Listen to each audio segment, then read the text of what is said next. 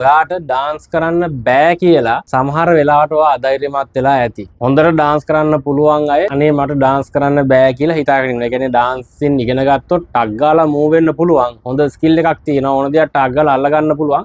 සමහර අය ඉන්නවා අයියෝ මට බෑ ඩාන්සින් කියලා මෙලෝ සංසාරයක් දන්නේ නැහැ කියලා එහෙම හිතාගෙන ඉන්න. එහෙම අයට ඩාන්ස් කරන්න පුළුවන්. ඇඟේ රිද්ම් එක තියෙනවා.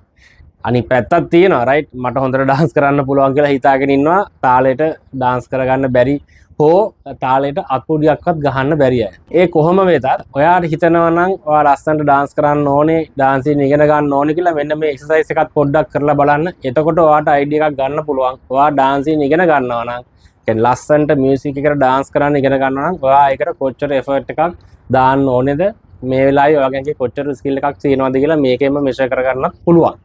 ක්ලැපින් එක්සර්සයිස් එකක් අරන් ඇවිල්ලා තියෙන තාලෙට අත්පොඩියක් ගහන්නේ කොහොමද කියන එක.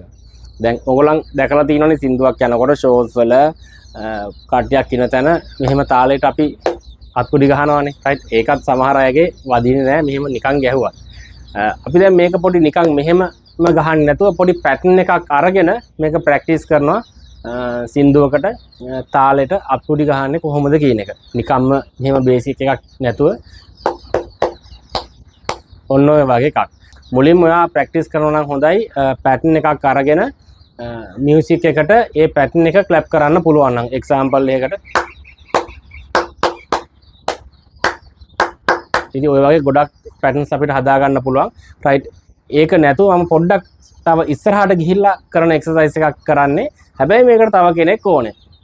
ඉන්න ගෙදර ඉන්න කෙනෙක්ව නැත්නම් පොඩි කෙනෙක් හරි කමක් නැහැ එකතු කරගන්න මේ වැඩේට. ඉතින් මෙන්ටල් රිලැක්සේෂන් එකටත් හොඳයි.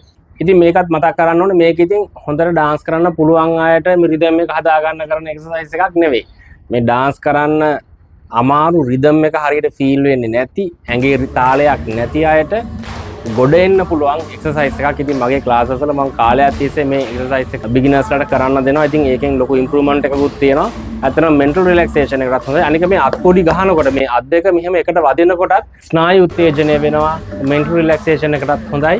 රයිට් තාලය කියන එක ඔයා දන්නේම නැතුව ඔයාගේ ඇඟට එනවා. මේක දැන් සෙල්ලමක් විදිහට කරන්නකො රයිට් කාත් එක නිකන් ප්ලේ කරනවා කියලා.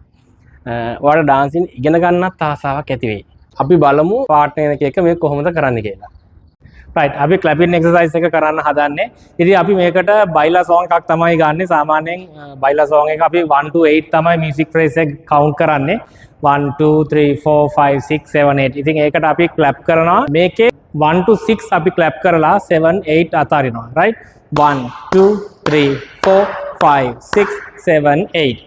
ඉතින් ඒ සවුන්ඩ්ස් අය ඒ ක්ලැප්ස් අය අපි පොඩ්ඩක් පැටර්න් එකක් හදාගෙන පොඩ්ඩක් ස්ටයිල් එකකට වෙන විදිහකට ගන්නවා. අපිට ඉතින් පැටර්න්ස් ගොඩක් හදා ගන්න පුළුවන් මේකේ. දැන් දැනට ඔයා මේක එක්සැම්පල් එකක් විදිහට අරගෙන ප්‍රැක්ටිස් කරන්න. මතක තියාගන්න මේක මියුසික් ඇඟේ නැති අයට රිද්ම් එක හදා ගන්න කරන ට්‍රේනින් එකක්. ඉතින් මියුසික් වලට ක්ලැප් කරන්න පුළුවන් අය මේක ගොඩාක් ලේසි ඇති.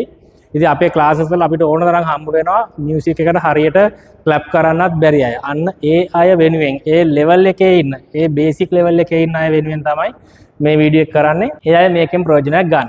රයිට් මම ගොඩක් ස්ටෙප්ස් පහු කරගෙන යන්නේ මේක වීඩියෝ එකට නැත්තම් දිග වෙන නිසා. අපි මුලින්ම ප්‍රැක්ටිස් කරගමු 1 2 3 4 5 6 7 8 එක අතාරිනවා. ආයි 1 to 6 ක්ලැප් කරනවා. ගමු 5 6 7 8 1 2 3 4 5 6 7 8 1 2 3 4 5 6 7 8. වා සෝං එකක් අරගෙන මේක පොඩ්ඩක් මුලින් ප්‍රැක්ටිස් කරනවා. ඊට පස්සේ යනවා මෙන්න මේ වැඩේට. අපිට මේකට පාර්ට්නර් කෙනෙක් ඕනේ. මේ වගේ පාර්ට්නර් කෙනෙක් ගත්තා. අපි යනවා මුලින්ම මේ විදියට 1 2 3 රයිට් 1 2 කියලා අපි ක්ලැප් කරා. ඊට පස්සේ පාර්ට්නර්ත් එක්ක 3 කියලා අත් දෙකෙම ගැහුවා. ආයෙ ගමු 5 6 7 8 1 2 3. ඊට පස්සේ 4 එක right to right hand 5 එක left to left hand. මුලින්ම ගමු 1 2 3 4 5 6 එක අපි මාපහු ක්ලැප් කරනවා. 7 8 එක ස්කිප් කරනවා. කරමු බලන්න 5 6 7 8 1 2 3 4 5 6 7 8 1 2 3 4 5 6 7 8 1 2 3 4 5 6 7 8. අපි එක මියුසික් එකට පොඩක් කරලා බලමු. මාගේ මාල නැතුව සිටින්න මට කොහොමත් බැරි බව දැනගන්න. මාගේ ජීවය බබලන්න මාලා ඇවිත් මගේ අතරගන්න පුංචි කාලේ ඉඳන් අපි ඇසුරට වැටිලා අයියා නගෝ වගේ එක් වෙලා සෙල්ලම් වත්තියපු කාලේ අමතක කරලා අපිය වෙන් පෙරුවේ පාසල මාලා ඒ විදිහට ක්ලැප් කරන්න පුළුවන්. ඊට පස්සේ අපි පොඩ්ඩක් තව නිකන් හිකම්ම හිටගෙන ක්ලැප් කරන්න නැතුව පොඩ්ඩක් බොඩි එක මූව් කරන ගමන් අර පොඩ්ඩක් ඩාන්සින් මූඩ් එකට ගිහිල්ලත් ක්ලැප් කරන්න පුළුවන්. හැබැයි මේක ඔයාලට ක්ලැප් කරගන්න පුළුවන් නම් විතරක් ඊළඟ ස්ටෙප් එක විදිහට ගන්න. මොකද අපි මේක දැන් අර තාලෙට ක්ලැප් කරන එකනේ හදන්න යන්නේ. ඒතකොට සමහරවිට ඔයා බොඩි එක ඒ අතරේ මූව් කරන්න ගියොත් එහෙම මේක හරියට ක්ලැප් එක වැටෙන්නේ නැති වෙන්න පුළුවන්. ඒක ප්‍රැක්ටිස් කරලා ඒක පුළුවන් අය පොඩ්ඩක් බොඩි එක මූව් කරන ගමන් එන්ජොයි කරන ගමන් ක්ලැප් කරන්න ගන්න. රයිට් අපි ඒක try කරලා බලමු.